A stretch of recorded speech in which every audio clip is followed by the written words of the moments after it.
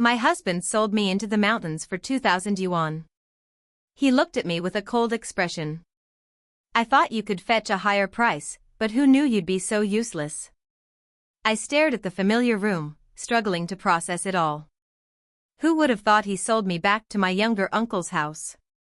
It wasn't until I went to university that I realized how remote the mountain village I lived in really was. Once trafficked here, you'd probably never leave for the rest of your life.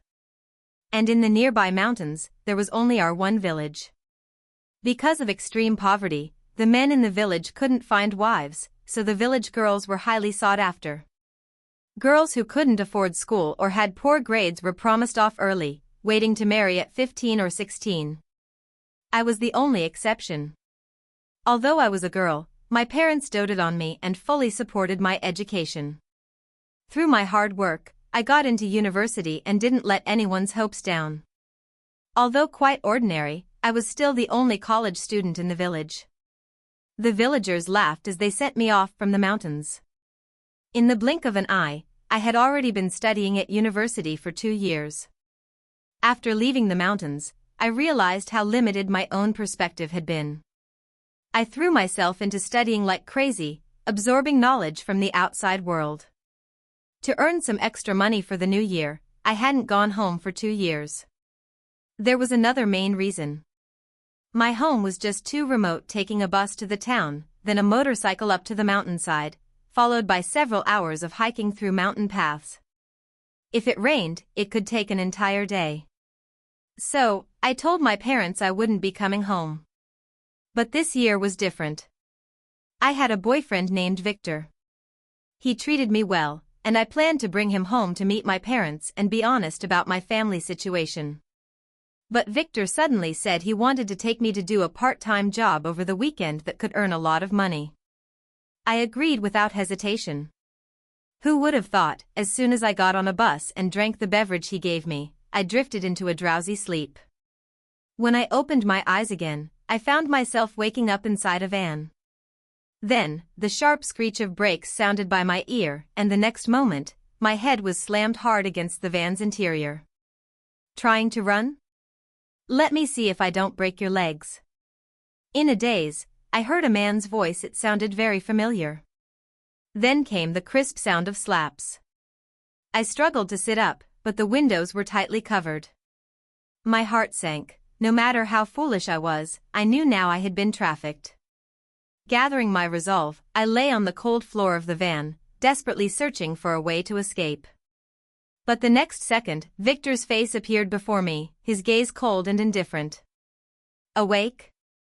I was startled, about to speak, but he pressed a drugged cloth over my mouth and nose, and I slipped back into unconsciousness. When I regained consciousness, I instinctively looked up, only to find my hands and feet tightly bound. Next door, I heard Victor talking to a man. 3,000, no less. Who knows if you've even slept with her? At most 2,000, and I still need to inspect the goods. Hearing the familiar dialect, a flicker of hope ignited in my heart. Isn't this the language from my hometown? Luckily, when we were dating, I never told Victor where I was from because of my insecurities. After a long argument, it seemed they settled on a price. 2,000 yuan. I bit my lip, hating Victor with all my might. I had finally opened my heart to love, only to be sold by him. I guessed I would never fall in love again in this lifetime. Not long after, the old door creaked open. The black cloth covering my face was pulled away. I frowned, and after a moment, my eyes adjusted to the light, allowing me to see everything before me clearly. The person standing in front of me was Victor. He had a cigarette dangling from his mouth, glaring at me viciously. I thought you could fetch a higher price, but who knew you'd be this useless? Only sold for 2,000, I said. After that, he threw the cigarette butt to the ground and crushed it with force. Don't blame me. Just stay here quietly. Then he turned around, closed the door, and left. As for me, I sat frozen on the bed, completely unresponsive. It wasn't because I was scared, but because I was staring at the familiar ochre earthen walls in front of me, and the mountains outside the courtyard that had never changed in my memory. Only one thought echoed in my heart: isn't this my hometown? Victor had trafficked me back to my hometown. I shifted my body and looked out the window. Luckily, the courtyard gate wasn't closed. I immediately spotted the stone stool at the entrance and the swing I had played on countless times as a child. Judging by the route, this was Eric's house in our village. Everyone in our village was related in some way. By seniority, I should call him my little uncle. With a slap, the door was opened. I turned my head excitedly, and sure enough, it was Eric. In an instant, the panic in my heart vanished, and I was about to sob and call out to him. But as soon as Eric saw I was awake, he slapped me twice across the face, making my mouth fill with the taste of blood. "You filthy woman, don't even think about running away. Stay home and give me a son, or you'll regret it." One slap left me stunned on the spot. In my memory, Eric's loving face still lingered in my mind. It was like a completely different person from the cold and rough expression he wore now. I came to my senses and tried to spit out the foul-smelling towel stuffed in my mouth. Seeing this, Eric mistakenly thought I was resisting, cursed, and grabbed my hair, dragging me across the floor.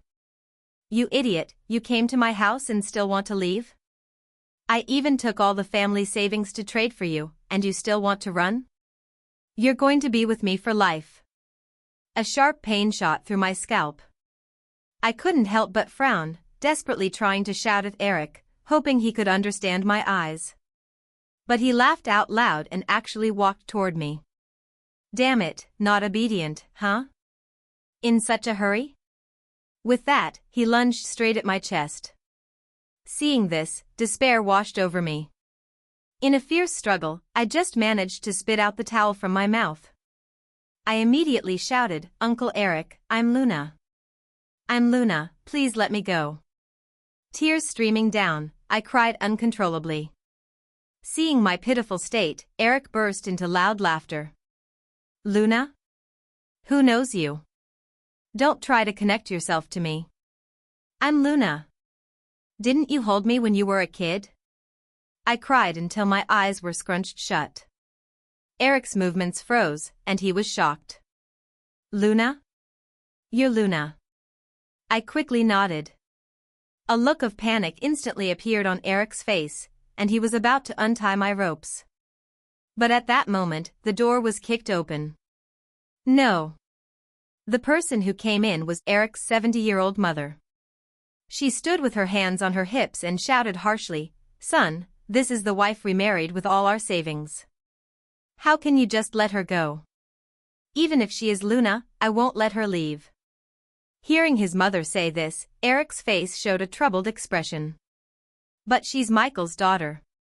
My father had always been extremely doting toward me, his daughter. When I was little, the neighbor's son bullied me, and my dad gave him a good beating. People often said, is it really necessary to spoil a girl so much? But my dad never listened to those words, he always treated me like his precious treasure. He was strong-willed and tough, and no one in the village dared to mess with him." Thinking of my dad, I suddenly felt confident. "Grandma, you know how good my dad has been to me. If you let me go, I can give you that money.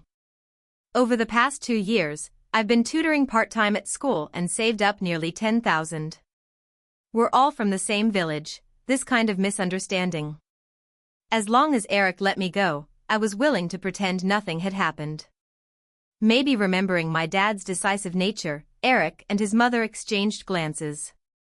The old woman pulled Eric aside, fuming. "Son, how could you bring Luna back? Honestly. That Michael is not someone to mess with." Sigh. Eric looked equally annoyed. "Who knew it was her? I should have looked more carefully." "No, son, how can you be sure this woman is Luna? Maybe when the traffickers brought her, they saw the posters on the wall. Besides, Luna hasn't been back for 2 years. Does she even look like this?" Eric nodded blankly. "Yeah. They were talking about the posters pasted on every household door in our village. When I got into university, the village chief put them up to celebrate not only with my name but also my photo. So, Eric's mom hurriedly ran outside, tore down the poster, brought it in to compare with me, and then sighed in relief. "Son, look, she's clearly not Luna. She's even prettier than Luna." The photo of me on the poster showed a dark-skinned face, wearing a bright pink short-sleeve shirt, definitely a far cry from how I look now. But once you enter college, which girl doesn't learn to dress up? I stomped my foot anxiously. "No, this is me." Before I could finish, Eric's mom punched me square in the face, making my nose bleed profusely. "You stubborn girl, how dare you lie after being exposed? City girls really need a beating to learn. Son, you better remember this if she dares talk back again, hit her just like I did." I howled in pain, my heart aching deeply, and without caring about anything, I shouted toward the gate. "I'm Luna, my dad is Michael, Eric is holding me captive at home. Someone please call my dad, I'll pay him. Help me," I shouted at the top of my lungs. Suddenly, a sharp pain shot through my head, followed by a wave of dizziness. Turning around in shock, I saw only an old, cruel face. "You stubborn girl, if you make a fuss again, I'll show you what's what," she snarled viciously. I lay on the dirt ground, dust covering me from head to toe, too pained to even speak. Eric's mother ordered her son to lock me up while she went to close the courtyard gate. I struggled desperately, but I couldn't move at all. At the critical moment, someone suddenly walked in from outside the door. "Margaret, I heard your son brought home a wife. When's the wedding banquet? We all want to come celebrate." Yes, your son's already in his 40s. Hurry up and get it done, so you can have a big, healthy boy." The women chatted away, one after another. Margaret's face stiffened, and she could only usher everyone into the main room. Some curious people came into the house to see what kind of wife Eric had married, but their expressions changed when they saw me chained to the bed with an iron lock. "Margaret, why is your new daughter-in-law tied up like this? Does she not want to be here?" one of the women said, cracking sunflower seeds as she spoke. Margaret's face darkened. "Mind your own business. My daughter-in-law is just mentally ill, we're afraid she might run away." Only then did the others relax. Otherwise, with Eric's character, how could he have found someone so young? Seeing the women chatting briefly and about to leave, I coughed quietly a couple of times, then mustered my strength to jump down from the bed and grabbed one of their pant legs. "Don't go, Auntie, it's me, I'm Luna. She is my father's cousin-in-law. She once urged my grandmother to give me away, which got her scolded by my dad, and since then, we haven't had much contact."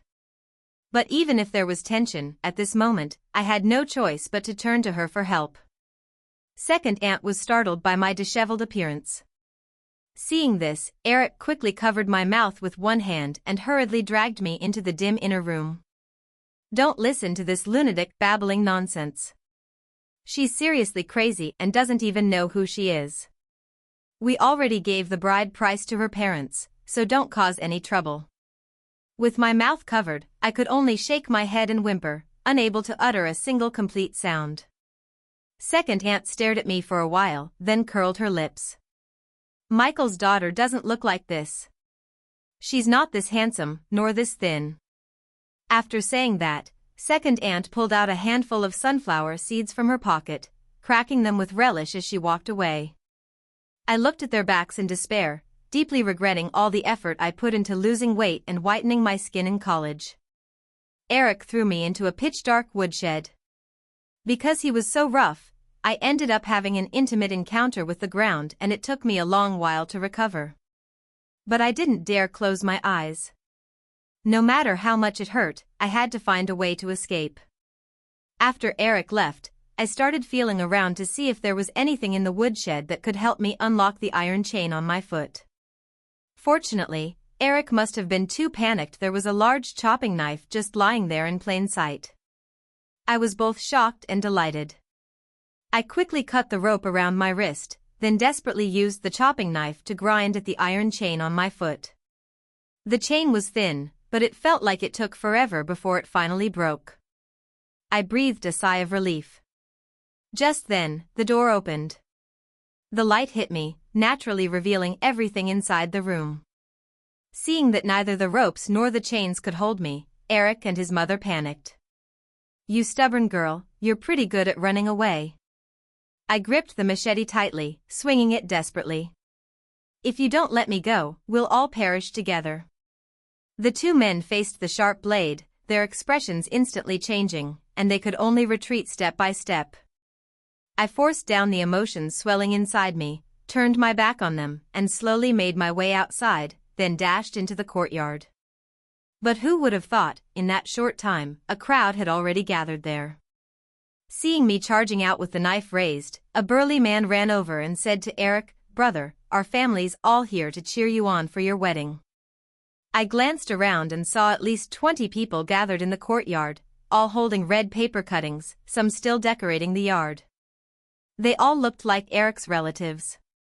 Margaret, feeling triumphant, said, "Girl, if you put down that knife and marry my son properly, you'll suffer less. Otherwise, I'm telling you, women all need to be taught a lesson." My heart was crushed, yet I clung to a final shred of hope. "I've told you, I'm Luna. My father is Michael. If he finds out how you're treating me, you'll see what happens to you." Hearing this, everyone in the yard exchanged glances. "Michael's daughter? Isn't she the only college student from your village? Are you rushing us here just to get scolded?" The others nodded in agreement. "No, you should go ask. If she really is Michael's daughter, you'd better send her back quickly. Maybe there's some misunderstanding." Margaret's face showed hesitation at the words. She trembled for a moment but still nodded firmly. "No, she's definitely not Luna. Luna's a college student. This woman is second-hand goods sent over by her man." I panicked. That damn Victor, not only did he sell me after we started dating, but he's also spreading rumors everywhere. Just then, Eric suddenly rushed over and snatched the firewood knife from my hand. I was already anxious, and his sudden move caught me completely off guard. "Wifey, stop struggling. Tonight is our wedding night," he held me tightly. I instinctively tried to push him away, but Eric raised his hand and slapped me several times, making my vision go dark. At the critical moment, second uncle's wife's voice came from outside the tightly shut door. "Sister-in-law, was that new bride of yours really sent by her parents?" "I don't know, something feels off." "How does she know Luna?" Seizing the opportunity, I desperately called out, "Auntie." The next second, Eric clamped his hand over my mouth and nose. But then my father's voice suddenly rang out. "Eric, get the hell out here. My cousin-in-law told me your wife keeps shouting that she's Luna." I swear, I had never found my dad's voice so pleasant to hear. So I struggled excitedly, trying to break free. But Eric kept covering my mouth, and when he saw me trying to speak, he kicked me down again. I fell, bleeding profusely, silently crying, while everyone in the yard, upon hearing my dad's voice, didn't dare to say a word. Seeing this, my dad grew anxious. "Eric, you damn bastard, stop playing dead and get your ass out here. No wonder my daughter hasn't called me all day." Before, I would call my dad every day, no matter how busy I was, I'd at least send a message. But now, as dusk was falling, I hadn't reached out to him. My parents sensed something was wrong. After hearing about Eric from my second uncle's wife, they rushed over immediately. "Where is she? Don't play dead, open the door for me. If my daughter really has been kidnapped by you, watch out, I won't show any mercy. That girl is as skinny as a stick of firewood, how could she be Luna?" Margaret looked outside the door with some fear and hurriedly explained. But my dad didn't believe it and insisted on coming in. The few people in the yard quickly slipped inside to hide, not even daring to confront my father. Soon, it was just me, Eric and his mother, and the sound of my dad pounding on the door. My eyes welled up, tears threatening to fall. All my life, my dad has cherished me dearly, and now, just hearing someone say I was kidnapped, he rushed over without a second thought. He didn't care at all whether there was any danger here. The fragile wooden door couldn't withstand the rough treatment at all. Before long, it was wobbling dangerously. Eric gritted his teeth, panicked by the noise, and hurriedly carried me to the corner of the yard, opened the cellar where sweet potatoes were stored, and threw me down inside. The cellar entrance was narrow, about 2 meters high. I scraped my skin against the dirt and suddenly hit the ground. My already injured body couldn't take it anymore, and I fainted. When I woke up again, I felt dizzy and unsteady, as if I were walking on clouds. As soon as I opened my eyes, 2 faces suddenly leaned in close, and the whole room burst into conversation. "Luna, how are you feeling now? Are you in pain? Do you want some water? Dad will feed you. Daughter, Mom made chicken soup for you, I'll bring it over right now." I heard familiar voices and burst into tears. My mother held me tenderly in her arms, listening to my hoarse, broken sobs. After a long while, I wiped my tears and looked at my family in the room, pouting slightly. "Dad, Mom, I thought I would never be saved. You don't know, I was really so scared, I truly thought I would be locked up forever," sob sob sob. When I was little, I actually liked going to Eric's house to play. He would give each of us kids candy and play games with us. Who would have known he was such a heartless monster behind the scenes? After calming myself down, I said to my parents, "I'm sorry, Mom and Dad, I lied to you. I got a boyfriend who said he could take me to make money, but who knew he sold me to this place?" My dad's face instantly darkened at my words. "Don't worry, Dad will make sure you get justice."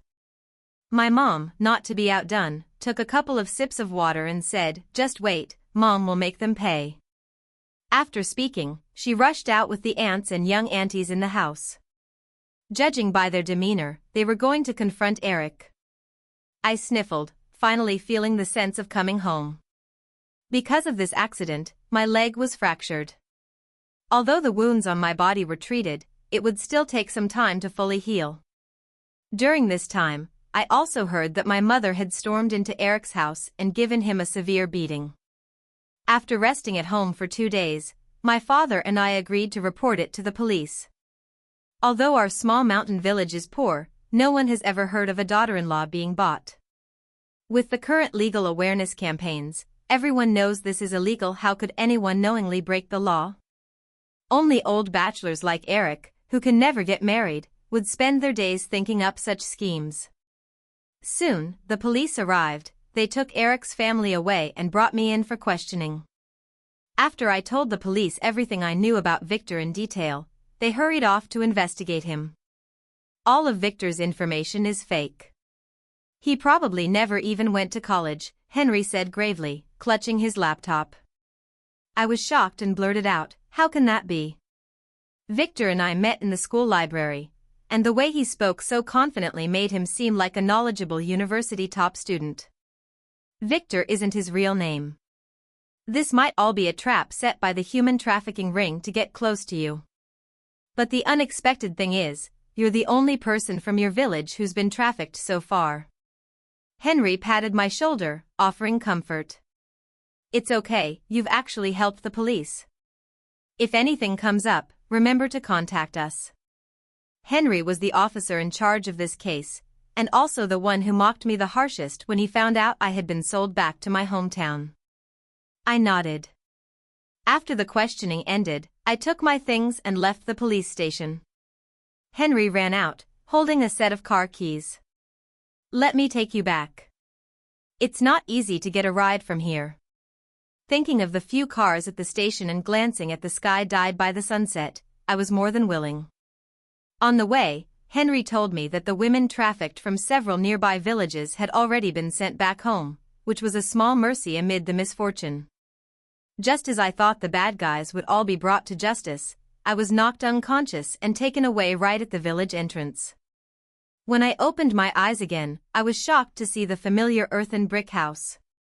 In front of me was Eric. My whole body was tightly bound, and a foul-smelling towel was stuffed into my mouth. I glared at him with hatred. Last time, he had escaped police interrogation by throwing tantrums and feigning ignorance, plus his history of mental illness. Now, he was even trying to read my fortune. Eric squatted before me, pulling a crumpled cigarette from his bag, his face dark as he blew smoke in front of me. He looked at me, his once-aged eyes now filled with coldness. "Luna, I just want you to bear me a child, so what? I only want a child to take care of me in my old age, Luna. That's my only request." Eric looked at me greedily. A cold sweat broke out all over my body. Seeing his hand reaching towards me, I quickly dodged away. I didn't know what I had done to anger Eric, but his face twisted in anger. "Don't worry, even if I can't get away this time, don't think you'll walk out alive. I spent so much money, I'm not planning to spend my life in jail. Even if I die, I want to enjoy myself first." He slowly closed in, and I backed away bit by bit, but there was nowhere to go. I was already pressed against the wall. Eric grabbed my wrist tightly. I struggled hard, but I was no match for him. Just as he had pulled my pants down to my knees, I heard a muffled grunt and opened my eyes. Right then, I saw Henry. He appeared before me like a god. In that moment, I felt a radiant light emanating from him. Henry pinned Victor to the ground, called the station, and had someone take him away. After all that was done, he took me, injured once again, back home. But when Henry helped me up, a sharp pain in my ankle made me cry out instinctively. Henry bent down, sighed when he saw my swollen ankle, then turned his back and squatted in front of me. "Get on." Blushing, I wrapped my arms around his neck and was lifted up by Henry, the roughness of his palms pressing against the skin of my legs. Under the setting sun, Henry's embrace made me feel even more at ease. "What are you doing here?" I took the initiative to start the conversation. "I originally wanted to ask you something, but then I happened to see you being knocked out and taken away at the village entrance. When I saw it was Eric, I was afraid he'd hurt you, so I had to find a chance." I smiled and blurted out, "With you here, how could Eric ever hurt me?" Realizing what I said, my cheeks flushed. Henry didn't say anything either, but the tips of his ears were unusually red. Because Eric's information was delayed, and with the police's confidentiality, Victor and his gang of traffickers had no idea their actions had already been exposed. To catch them all in one sweep, Henry pretended to be Eric, saying he wanted to swap wives again and handed me over. When Victor heard I was about to be sent away, he panicked. He knew everything about me. It was just that he was worried I would run off and ruin his plans, so he sent me to such a remote place. If something went wrong along the way, wouldn't he be exposed? So, Victor hurriedly brought people over. Seeing me hidden in the woodshed, he breathed a sigh of relief. Sneering, he crouched down in front of me. "You wouldn't sleep with me that one night back then, but now you're in this little mountain village having babies with rural men. Happy now? What are you pretending for?" As soon as he said this, the men behind Victor laughed even more smugly. I looked at them speechlessly. TSK, TSK, TSK. Back then, when Victor and I had just started dating, he coaxed me into going to a hotel room. Although women in our village married young, the mindset was backward: no intimacy before marriage. So I refused him. It was probably because I bruised his ego at that moment, challenging Victor's men's pride, that they recklessly sold me off to the countryside like this. I have to admit, Victor used to put on a really good act. I never imagined he was the type to break the law. I didn't bother arguing back anyway. He's going to prison soon. Seeing my silence, Victor thought I was ignoring him, his face full of displeasure. "What are you still pretending for? You're about to have a baby with another man, you're already dirty." He grabbed my chin viciously. Then he swung his arm in a wide arc and slapped me hard. But at that moment, someone kicked him away. It was Henry. Victor grimaced in pain, baring his teeth. "Who is it?" The man behind Victor immediately helped him up, then glared fiercely at Henry. "How dare you hit Victor? Do you want to die?" As Victor and his group prepared to teach Henry a lesson, the woodshed door was suddenly kicked open. They turned around in confusion, only to see my parents and a crowd of relatives, about a dozen people, each holding hoes and sickles. My dad stepped in, his face dark. "Who wants to die?" Years of hard labor had made the muscles on my dad's body bulge prominently, making him look especially strong compared to the pale Victor. Victor and his group panicked and quickly stepped back. My dad, holding an axe, looked coldly at Victor and raised his hand toward him. "You're the one who sold my daughter? You didn't even ask who I am. Her mother and I sent Luna off to school, and you actually sold her into the mountains." To help me regain my strength, my dad had specially slaughtered a sheep, using the axe himself. The bloodstains were still fresh, not a trace faded. Victor immediately backed down, stammering that it was all a misunderstanding. "Uncle, you're mistaken. Luna and I are a couple. I came this time to rescue her." As Victor spoke, he tried hard to signal me with his eyes. My dad was too tired to listen to his excuses, grabbed Victor by the collar, and dragged him outside the door. Henry untied the ropes for me. I walked out into the light. However, when Victor saw the villagers gathered all around the courtyard, he immediately gained confidence. He got up from the ground, a smug look on his face. "What are you so proud of? This place isn't your home. You took away a villager's wife. Do you think they'll just let you go?" After saying that, Victor smiled ingratiatingly at the man beside him. "Hello, Uncle, I'm Eric's friend. These people are trying to snatch Eric's wife away. Please, don't let them get away with it." The fierce-looking man slowly shifted his gaze toward us, expressionless. But the next second, under the watchful eyes of everyone present, he slapped Victor hard. "Who told you to teach me how to do things? I've watched Luna grow up since she was little. Eric's nothing, he's not worthy of her." I couldn't help but find it amusing. This guy seemed to have no idea what was going on, truly foolish. I stood up, walked over to Victor, then turned and smiled at the man. "Uncle, it's nothing. We'll take care of this guy."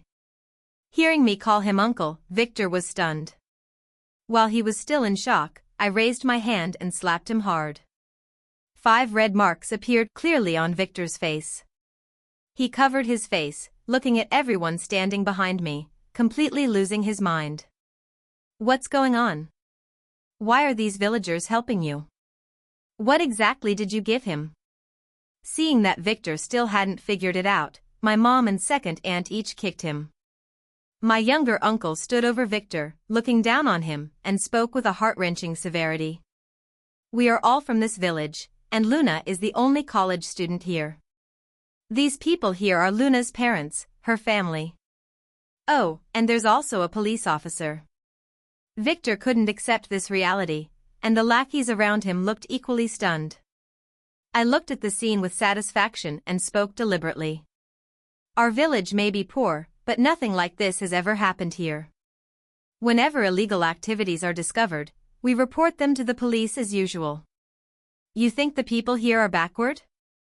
Let me tell you, everyone in our village knows right from wrong and doesn't break the law." The relatives around me couldn't help but applaud at my words. The village chief, accompanied by the police, entered the courtyard and took Victor and the others away. Later, after questioning Victor, the police rounded up all the human traffickers in one sweep. It turned out that Victor also came from a poor rural village.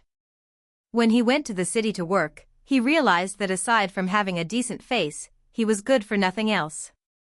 To make money, he chose a dark path.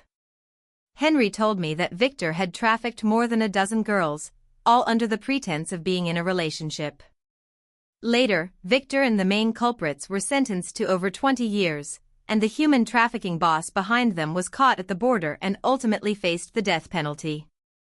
As for Eric and his mother, due to their old age and mental issues, they were released. But the mother and son felt too ashamed to live in the village and eventually chose to hang themselves. When I heard this news, I felt a bit melancholy. When they were young, Eric and his mother were kind to the villagers. It was only their obsession with the children and daughters-in-law over the years that led them down this path. But when you do wrong, you must pay the price. If the person who was trafficked wasn't me, but another girl, her whole life would have been ruined. After spending a new year in my hometown, I returned to school, treading on the unmelted white snow. Back to the once ordinary life. Yet the only thing that felt like a change was that I fell in love again. This time, the person was absolutely reliable Henry. We had a long-distance relationship, which suited us well. He was busy with work, I was busy with studies, and only late at night did we find time to talk on the phone. My roommate said my relationship was utterly unexciting, but I felt an unusual sense of stability. 2 years later, I graduated and returned to my hometown, taking a job in the town government to contribute to the development of my home. Henry's police station was right next to the government office. We met every day, more often than we ever did during that year of long-distance dating. Soon, Henry and I reached the stage of discussing marriage. After consulting with both our parents, he nervously sat at our dining table, holding a gift. However, it was Henry's first time meeting my parents, and he was indeed a bit awkward. He insisted on helping in the kitchen, but didn't know how to use the old stove and nearly set the house on fire. After finally putting out the fire, he cooked a meal, but ended up breaking a bowl while serving the dishes. My father sat with a stern face, saying nothing. Henry's eyes were full of anxiety. After dinner, Henry took a deep breath and suddenly knelt before my father, speaking sincerely. "Uncle, Auntie, I know you cherish Luna like the apple of your eye. Please rest assured, I will treat her well. I hope you can agree to our relationship." Saying this, he took a card out of the bag. "This is all the savings I've accumulated since I started working. As long as you agree, I'll transfer it to Luna immediately. The bride price is separate. I also have a house in town, and I will add Luna's name to it. I can't give much, but it's everything I have." In the end, my parents agreed. My dad said he didn't care about the amount of money, only the sincerity. Later, Henry and I got married and worked hard together in town.